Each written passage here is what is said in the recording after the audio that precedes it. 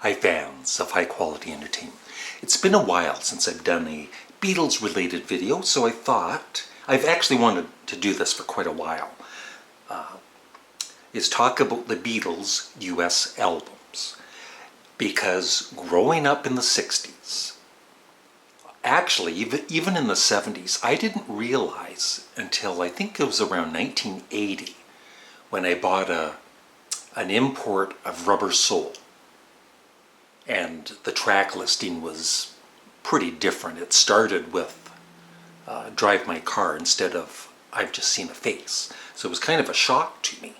And then reading up around the same time that, the Beatles actually, they were the authentic albums that the Beatles wanted released with the proper track listing, and then Capitol Records would of course butcher the albums by creating more albums with less songs on. But that being said, I still enjoyed the U.S. albums that I had at the time. And trying to remember, because it was such a long time ago and I'm old, I think possibly my sister had the Meet the Beatles album, which of course was actually their second album with the Beatles, released in the UK. And I'm just going through these. The Beatles' second album, there. I think at one point I finally did hear it, but I remember, like for instance, Yesterday and Today, you'd look on the back cover and they would have the other albums that they had released, and I always remember seeing the Beatles' second album and what was the other one? I think Something New. And for the longest time I'd never heard them, but kind of desiring, I wish I could hear those albums. I believe my sister, I think my oldest sister had the Beatles' A Hard Day's Night, which was the songs from A Hard Day's Night along with instrumentals. Same thing they did with the Help album in the States. And Beatles 65, that was another one that, I had Help and I had Beatles 65, Rubber Soul, but back when I was younger, I'd look at that album cover and just want to hear it.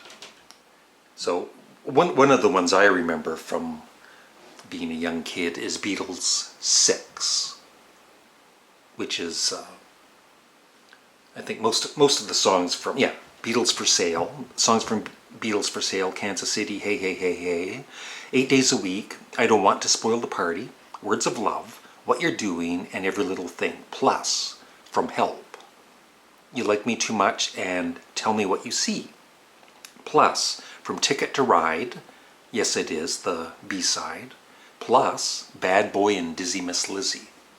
So I always remember that. I love the cover, although I didn't know for the longest time that that's a cut-off picture and they're actually slicing a birthday cake. I have seen the original picture somewhere. But that was I enjoyed that album. And then of course Help. When, you don't realize it at the time, but back in the day, it was kind of a rip-off for Beatles fans, because it had the 7 songs from the Help movie, plus instrumentals, which were kind of throughout the album. But I did love, and I still do, the short intro before Help starts with that, a short little instrumental before Help. I always find that kind of cool. And I did enjoy the instrumentals actually, even as a kid. And then there is, of course, Rubber Soul. And I still, to this day, think that I've Just Seen a Face is a better opener for Rubber Soul than Drive My Car, because it was more of a, acoustic more laid back kind of an album overall.